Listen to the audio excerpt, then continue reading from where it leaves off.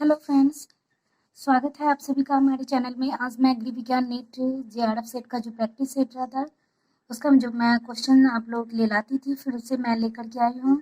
अभी रेगुलर रहेगा और जीके भी रहेगा, दोनों आते रहेगा रेगुलर इस चैनल पे। तो देखिए, भोजन बनाने की विधियाँ एवं रंग में परिवर्तन, आज का यही टॉपिक है, भोजन बनाने की विधियाँ और उसमें रंग में जो परिवर्तन होता है। तो उस टॉपिक से क्वेश्चन लिया गया। तो फर्स्ट क्वेश्चन में है, दूध के उस अपमिश्रण का नाम क्या है जो दूध की परतों के संधि स्थल पर बैंगनी या नीला छल्ला बनाने के लिए सल्फ्यूरिक एसिड और फेरिक क्लोराइड के साथ प्रतिक्रिया करता है। इसमें बताना है कि दूध के कौन से अपमिश्रण हैं जो संधि स्थल पर बैंगनी या नीला छल्ला बनाते हैं सल्फ्यूरिक एसिड और फेरिक एसिड के साथ प्रतिक्रिया करके। तो इसका जो सही आंसर हो जाएगा, इसका आंसर सही हो जाएगा कैल्शियम कार्बोनेट। कैल्शियम कार्बोनेट जो होता है वह दूध के अपमिश्रण के साथ मिलकर यहाँ पे जो होते हैं फेरिक क्लोराइड और सल्फ्यूरिक एसिड दोनों के साथ मिलकर ये प्रतिक्रिया करके बैंगनी और नीला छल्ला बनाता है दूध में। सेकेंड क्वेश्चन जो है, खाना पकाने की उस विधि का नाम बताएं जिसमें खाना पकाने के लिए भाप का उपयोग होता है। अब खाना पकाने की उस विधि को बताना है जिसमें भाप का उपयोग किया जाता है, यानी कि खाना को भाप पे ही पकाया जाता है। तो इसका जो आंसर हो जाएगा, इसका सही आंसर हो जाएगा माइक्रोवेव। माइक्रोवेव में खाना को भाप पे ही पकाया जाता है, यानी कि इसमें डायरेक्ट खाना को पकाया जाता है। थर्ड नंबर क्वेश्चन है, एक प्रकार का टोस्टर जो वास्तव में टोस्ट को बाहर निकालता है उसे किस नाम से जाना जाता है। एक प्रकार का जो टोस्टर होता है वास्तव में टोस्ट को बाहर निकाला जाता है, उसमें वो किस प्रकार का होता है, उसे किस नाम से जाना जाता है। तो यहाँ थर्ड का जो आंसर हो जाएगा ग्रिल टोस्टर, उसको बोलते हैं ग्रिल टोस्टर। इसमें वास्तव में खाना उसमें पकाने के बाद उसे बाहर निकाला जाता है। 4 नंबर क्वेश्चन देखिए, इनमें से कौन सी तकनीक सूखे ताप पर पकाने की नहीं है। ऑप्शन ए में स्टेविंग, बी में बेकिंग, सी में ग्रिलिंग और डी में है रोस्टिंग, जो कि सूखे ताप पर पकाने की प्रक्रिया नहीं है। तो स्टेविंग जो है या सूखे ताप पर पकाने की प्रक्रिया नहीं है, ऑप्शन ए नंबर इसका आंसर हो जाएगा। इस विधि में क्या होता है कि जो भोजन में कम पानी का प्रयोग किया जाता है तथा ताप पर भी मतलब इसका जो रहता है वो बहुत ही कम रहता है, जिसकी वजह से यानी कि 180 डिग्री फ़ारेनहाइट से कम इसका तापमान होता है। ताप कम होने से इसमें खाना बहुत ही देरी से पकता है। तो यही है इसका प्रक्रिया। और 5 नंबर क्वेश्चन देख लेते हैं, खुला पकाने की अपेक्षा प्रेशर कुकर में पकाने से ज़्यादा पोषक तत्व सुरक्षित रहते हैं। अब बात यहाँ पे क्वेश्चन आ रहा है कि खुला पकाने की अपेक्षा प्रेशर कुकर में पकाने से भोजन जो पोषक तत्व होता है ज़्यादा सुरक्षित रहता है। ऑप्शन ए में देख लीजिए, प्रेशर कुकर में पकाने में कम समय लगता है, ये भी सही है। प्रेशर कुकर में कम पानी लगता है, प्रेशर कुकर में कम तापमान पर भी पकाया जाता है। उपरोक्त में से कोई नहीं, इसमें से क्या आंसर हो जाएगा इसका। तो इसका आंसर हो जाएगा ए, प्रेशर कुकर में पकाने में कम समय लगता है, यानी कि बहुत ही जल्दी में खाना पक जाता है, इसलिए वो जल्दी में रहते हैं तो ज़्यादा प्रेशर कुकर का यूज़ करते हैं, इसमें जल्दी बन जाता है खाना। 6 नंबर क्वेश्चन देख लिए, कुछ खाद्य पदार्थों को कम उबालने से क्या लाभ होता है। कुछ खाद्य पदार्थों को कम उबालने से क्या लाभ होता है। ऑप्शन ए में है रंग सुरक्षित रहता है, ये कुछ एंजाइम को मारकर अपने आप खराब होने से रोकता है, बी में है, और सी में है स्वाद बढ़ाता है, और डी में दिया हुआ इनमें से कोई नहीं, क्या हो जाएगा। तो इसका जो आंसर हो जाएगा 6 का, इसका सी आंसर हो जाएगा स्वाद बढ़ाता है। कुछ खाद्य पदार्थों को जो कम उबालते हैं तो इसमें स्वाद भी बढ़ता है, उसका रंग भी सुरक्षित है, दोनों हो जाएगा इसमें आंसर, सी भी होगा और ए भी हो जाएगा। नेक्स्ट क्वेश्चन देख लीजिए, 7 नंबर क्वेश्चन जो है वह जब चावल अधिक पानी में उबाला जाता है, जब चावल को अधिक पानी में उबाला जाता है तथा पानी पसाया जाता है, यानी कि जब हम चावल को बना लेते हैं, चावल बन जाता है तो उसका पानी यानी कि मार को जब हम पसाते हैं तो क्या चीज़ का नुकसान हो जाता है।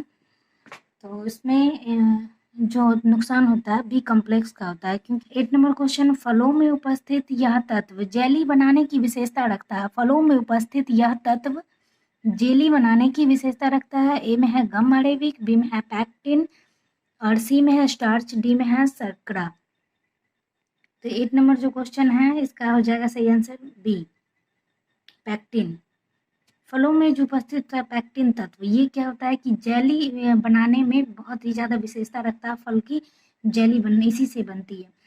तो इसमें मेथिल स्प्रिट को मिलाया जाता है और इसको हिलाने के बाद इसमें उसका जो है जैम का थक्का बन जाता है। अगर उसमें ज़्यादा बनता है तो उसमें उसका उच्च तापमान का पता किया जाता है, जिसमें कम बनता है तो उससे कम। ये सारी प्रक्रियाएं ना कांच की एक परख नली में की जाती है, जिससे उस विधि से उसको जेली की विशेषता का पता किया जाता है।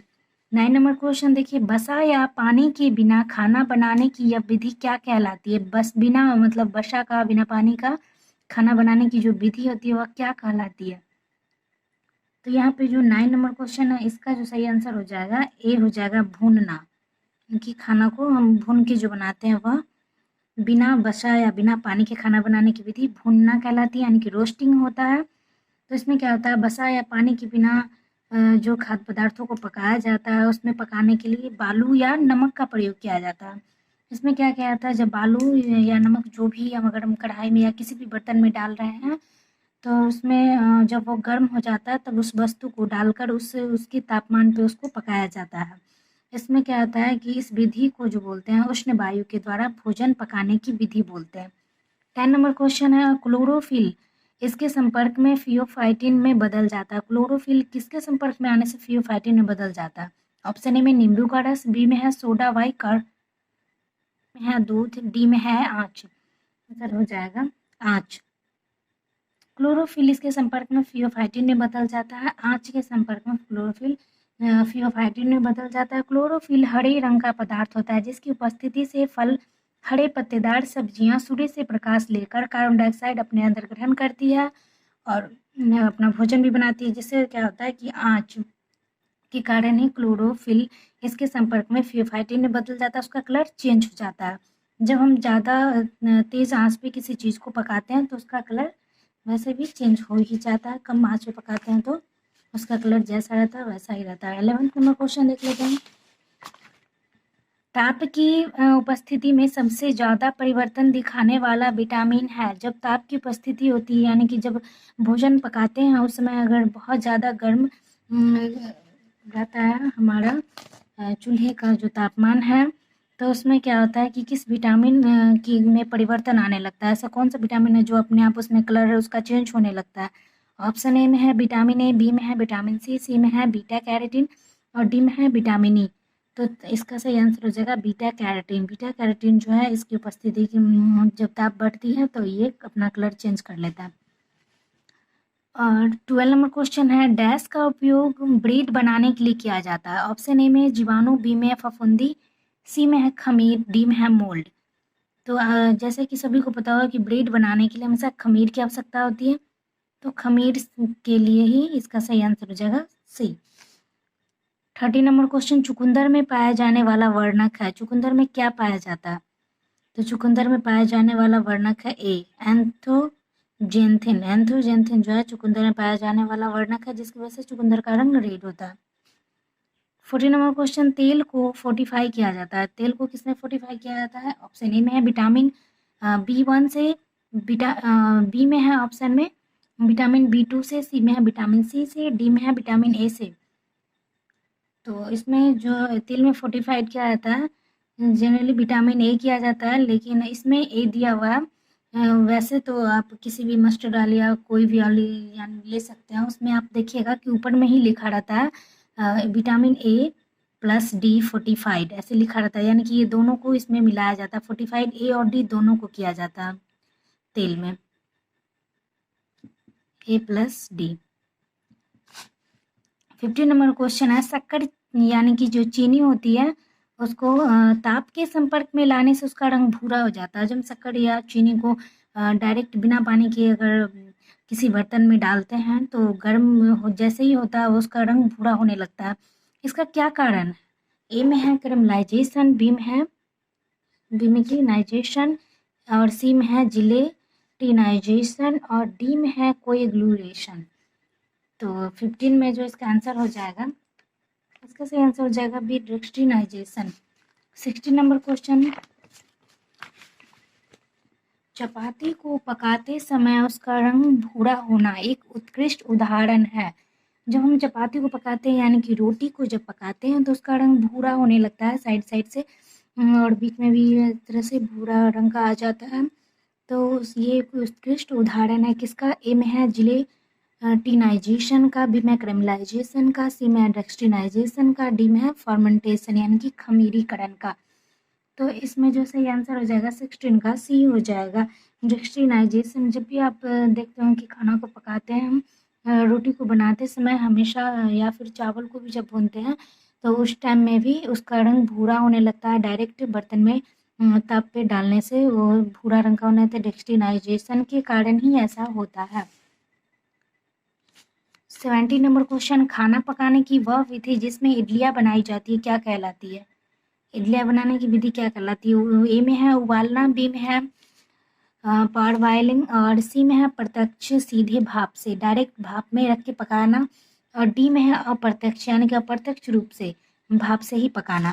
तो इसका जो खाना इडलियाँ को जो पकाया जाता है हमेशा प्रत्यक्ष यानी कि सीधे भाप से पकाया जाता है। इस विधि में क्या कहता है कि बर्तन में पानी डाल दिया जाता है फिर उसमें कोई और बर्तन या फिर जाली डालकर जब पानी नीचे का गर्म हो जाता है तो उसमें जाली या कोई बर्तन उसमें डालकर उसमें भोजन को रख दिया जाता है और उसी से भोजन पकता है। इस विधि में ढोकला इडली ये सब भी चीज़ें बनाई जाती है, मोमोज बहुत सारी चीज़ें हैं जो कि प्रत्यक्ष यानी कि भाप से पकाई जाती है। 18 नंबर क्वेश्चन है, खाना पकाने की वह विधि जिसमें खाद्य पदार्थ सीधे तेज संपर्क में आता है वह क्या कहलाता है? 18 में है कि वह खाद्य पदार्थ जो सीधे ही तेज ताप के संपर्क में आ जाता है और क्या कहलाता है? तो इस जो सीधे और तेज ताप के संपर्क में आता है उस विधि को बोलते हैं भूनना यानी कि रोस्टिंग। रोस्टिंग बोलते हैं। तो ये इसमें क्या होता है, ये सेकने की भी प्रक्रिया हो सकती है। ये दो तरह की होती है, भूनने की जो प्रक्रिया होती है वह दो तरह की होती है। इसका सही आंसर बी हो जाएगा। एक होता है प्रत्यक्ष रूप से भुनना, दूसरा होता है अप्रत्यक्ष रूप से। प्रत्यक्ष में क्या होता है कि सीधे भोजन को आग में डाल दिया जाता है और डाल के डायरेक्ट पकाया जाता है, जैसे कि आलू को, भुट्टा को, ये सब को यानी कि मकई जिसको बोलते हैं, फिर शकरकंद ये सबको भी डायरेक्ट आग में डालकर पकाया जाता है। और अप्रत्यक्ष विधि में क्या होता है कि आग पे कोई बर्तन रखकर उसमें किसी चीज़ को डाल के तब पकाने की विधि को बोलते हैं अप्रत्यक्ष विधि। तो आज के लिए बस इतना ही। देखते रहिए।